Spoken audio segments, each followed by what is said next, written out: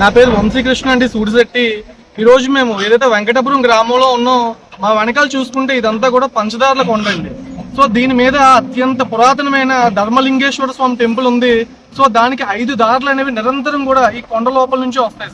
So దీని మీద అలా ఇష్టం వచ్చినట్టు మైనింగ్ చేస్తే ఏదైతే 5 దారులు ఉన్నాయో దారులు పూర్తిగా ఆగిపోతాయి. కొన్ని వేల సంవత్సరాల పురాతనమైన దేవాలయం ఉన్నది కాబట్టి అటువంటి వారసత్వ సంపదని మనం కాపాడుకోవాలి. కానీ ఈ రోజు ఇక్కడ మైనింగ్ పర్మిషన్లు ఎలా ఇస్తున్నారో తెలియదు.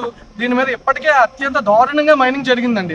ఈ రోజుకి కూడా మైనింగ్ ఆగకుండా పర్మిషన్లు ఇస్తూ ఇలా తవ్వుకుంటూ పోతే ఆ యొక్క ఏదైతే ఆ దేవాలయం ఉన్నదో పురాతత్వ శాఖ అధీనంలో ఉన్న ఒక బుద్ధిస్ట్ స్తూపం కూడా ఈ కొండ మీద ఉందండి. అంటే కొన్ని వేల సంవత్సరాల చరిత్ర అనేది ఈ కొండ దాస్తుంది.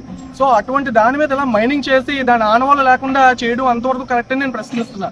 అలాగే ఈ రోజు అచ్యుతాపురం అనేది చాలా వేగంగా అభివృద్ధి చెందుతుంది. చుట్టూ పారిశ్రామిక సంస్థలు వచ్చి ఉద్యోగ అవకాశాలు కలిసి చాలా మంది ఇక్కడ అయితే జరుగుతుంది. సో ఇలాగా దీన్ని మొత్తాన్ని కూడా తవ్వేయడం వల్ల ఈ భూగర్భ జలాలు అనేవి ఇంకిపోతున్నాయి. వాటర్ రీఛార్జ్ అవ్వట్లేదు.